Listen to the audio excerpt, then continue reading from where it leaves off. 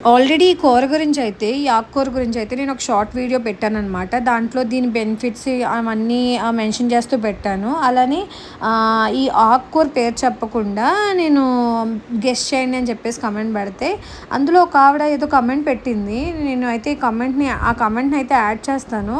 అది మీకేం అర్థమైందో నాకు చెప్పండి. నాకు యాక్చువల్లీ ఆ కమెంట్ ఏంటో అర్థం కాలేదనమాట. ఒకవేళ మీకు అర్థమైతే గనుక నాకు ఈ వీడియోలో కమెంట్స్‌లో అయితే పోస్ట్ చేయండి.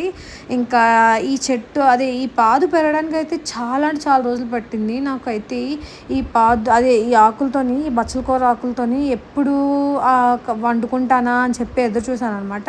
ఫైనల్లీ ఇంకా ఆ టైం అయితే వచ్చేసింది. ఇంకా నేనైతే ఆకులన్నీ బాగా తుంచేసుకొని తెచ్చేసుకున్నాను. వాటిని నీట్‌గా కడుక్కున్నాను అనమాట. బాబురే! ఎంత పెద్ద ఆకులు వచ్చినాయి అంటే, మీకు చూడ్డానికి ఎలా కనిపిస్తుందో తెలీదు కానీ బయట మాత్రం చాలా అంటే చాలా పెద్ద ఆకులు వచ్చినాయి. సో ఇంతకన్నా పెద్దవి అవుతాయా? ఒకవేళ మీకు తెలిస్తే కనుక ఖచ్చితంగా కమెంట్ చేసేసేయండి. ఇంకా రెసిపీ అయితే స్టార్ట్ చేసేద్దాం. ఇంక ఈ ఆకులన్నిటిని బాగా కడుక్కున్న తర్వాత నేను ఎప్పుడు పప్పుతో ఏముండినా కూడా పప్పుని నానబెడతాననమాట.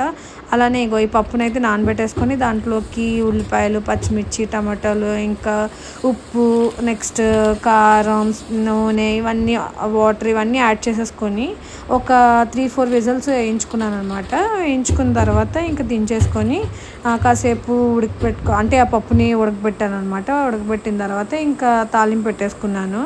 అండ్ ఆకులు ఉన్నప్పుడు, ఆకులు లేనప్పుడు ఎలాగుంటుందా అని చెప్పేసి మీకు చూపిద్దామని చెప్పేసి చూపించాను అనమాట. ఫైనల్లీ ఇంకా పప్పుకి తాలింపు అయితే పెట్టేసుకుంటున్నాను.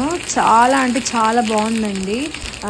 ఈ టేస్ట్ అంటే ఏదో పుల్లగా వస్తుంది, లేకపోతే ఇంకెలాగో వస్తుంది అనుకున్నాను. కానీ టేస్ట్ అయితే చాలా బాగుంది.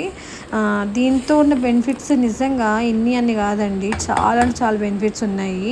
సో మీరు కనుక ఈ కూరని తినడము అలవాటు లేకపోతే కనుక ఖచ్చితంగా అలవాటు చేసుకోండి. ఇలాగైతే ట్రై చేసుకొని వండుకోండి. చాలా అంటే చాలా బాగుంది టేస్ట్. ఇంకా పక్కన చూసారు కదా మేము పెట్టిన వడియాలన్నమాట. ఆ వీడియో కూడా చూడకపోతే నేను ఆ వీడియో కూడా కిందన కమెంట్ బాక్స్లో అయితే యాడ్ చేస్తాను, చూసేసేయండి. చాలా అంటే చాలా క్రిస్పీగా వచ్చినాయి. మీరైతే ఖచ్చితంగా ట్రై చేయాలన్నమాట. ఈ 2 రెసిపీస్ని ట్రై చేసి ఎలా వచ్చిందో నాకు కమెంట్ చేసేసేయండి. అది బ్రౌన్ రైస్ అనమాట. ఒక్కొక్కసారి బ్రౌన్ రైస్, ఒక్కొక్కసారి వైట్ రైస్ తింటామన్నమాట. యాక్చువల్లీ నేను ఎక్కువ తిన్ను బ్రౌన్ రైస్, మా హస్బెండ్ తింటారు, నేను వైట్ రైస్ తింటాను అనమాట. ఫైనల్లీ ఇంకా పప్పు అయితే చాలా అంటే చాలా బాగా వచ్చింది. టేస్ట్ చేశా కదా, అదనమాట.